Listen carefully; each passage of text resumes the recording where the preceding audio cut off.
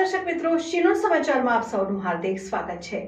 Bodeli APMC ખાતે જિલ્લા પંચાયત પ્રમુખ મલકાબેન પટેલના અધ્યક્ષસ્થાને રવિ કૃષિ મહોત્સવ યોજાયો। હાલમાં સમગ્ર ગુજરાતમાં રવિ કૃષિ મહોત્સવ યોજાઈ રહ્યો છે, ત્યારે બોડેલી એપીએમસી ખાતે પણ જિલ્લા પંચાયત પ્રમુખ મલકાબેન પટેલના અધ્યક્ષસ્થાને રવિ મહોત્સવ કાર્યક્રમનું આયોજન કરવામાં આવ્યું હતું, જેમાં કૃષિ વિભાગના વૈજ્ઞાનિકો અને આમંત્રિત મહેમાનો દ્વારા રવિ પાક વિશે અનેક માહિતી આપવાની સાથે ખેડૂતોને પ્રાકૃતિક ખેતી તરફ વલણ કરવા માટેનો આગ્રહ કરવામાં આવ્યો।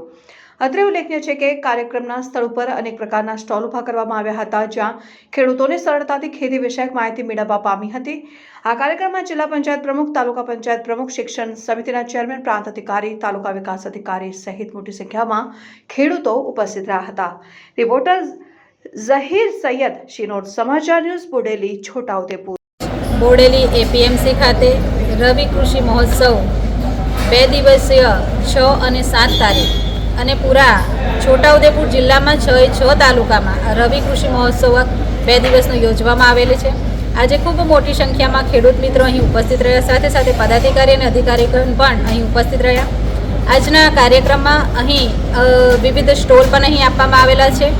સાથે સાથે અહીંયા ખેડૂત મિત્રોને પ્રાકૃતિક ખેતી વિશે અને પશુઓ વિશે ખૂબ સારી માહિતી અને માર્ગદર્શન આપવામાં આવેલું છે, જેથી કરીને ખેડૂત મિત્રો ખૂબ આગળ વધી શકે, કેવી રીતે વાવેતર કરવું અને એનું ઉત્પાદન કેવી રીતે વધારે પ્રમાણમાં મેળવવું, એનું અહીં ખૂબ સરસ માર્ગદર્શન વિવિધ ચિકિત્સકો દ્વારા અહીં આપવામાં આવેલું છે।